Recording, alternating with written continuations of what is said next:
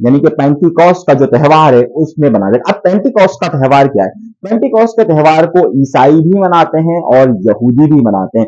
तो ये कहा गया था कि इन दो त्योहारों के दरमियान में इसकी कुर्बानी की जाएगी, यानी कि लाल बछड़ों की। अभी हम आते हैं कि लाल बछड़े कहां पर हैं, कैसे हैं और कौन सी ऑर्गेनाइजेशन इसे पूरा इंतजाम कर रही है। लेकिन जब आपके जहन में ये बात आ जाती है कि ईद फसह गुजर चुकी, अब उसके बाद ये अगले त्योहार की तरफ जाते हैं और वो है पेंटिकॉस्ट। पेंटिकॉस्ट में ये कहा जाता है कि ये, अगर हम ईसाई मजहब की तरफ अगर या मसीही अकीदे के मुताबिक देखें तो उनकी बाइबल के मुताबिक ये कहा जाता है कि मसीह के जिंदा होने के 50वें रोज और आसमान पर जाने के 10वें रोज ये त्योहार मनाया जाता है। जबकि जबकि अगर आप यहूदियों के अकीदे को देखें तो उसके मुताबिक ईद फसह के 50वें रोज इसे मनाया जाता है।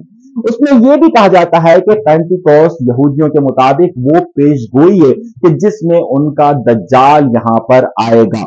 तो इसलिए दोनों अकायद के लोग यानी कि मसीही भी और यहूदी भी इसे मनाते हैं। तो अब इसी वजह से ये जो बोने ऑर्गेनाइजेशन है इसके अंदर मसीही भी शामिल हैं और साथ साथ यानी क्रिश्चियंस भी शामिल हैं और जीव यानी कि यहूदी भी शामिल है।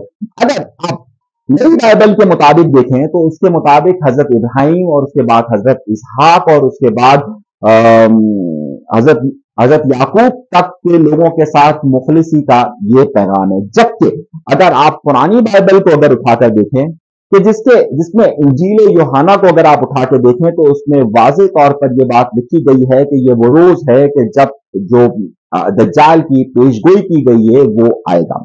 अब इसे मनाने के तरीके हर एक के मुख्तलिफ हैं। जो मशरकी ईसाई हैं वो इसे ईद कयामत भी कहते हैं और इसमें वो रात भर इबादत करते हैं। अगले दिन गिरजाघरों को सजाया जाता है। जबकि अगर आप मगरबी मसीहों को या मगरबी ईसाइयों को या कलीसा को अगर देखें तो वो इसके लिए सुर्ख कलर का खास तौर पर एहतमाम करते हैं। तो ये तो हो गए ये दो त्योहार। अब इन दो त्योहारों के दरमियान की इन्होंने प्रेडिक्शंस की है। अब वो प्रेडिक्शन किस ऑर्गेनाइजेशन ने की है, किस इदारे ने की है, हमारा अगला नुक्ता यह रहेगा कि वो किस तरीके से इससे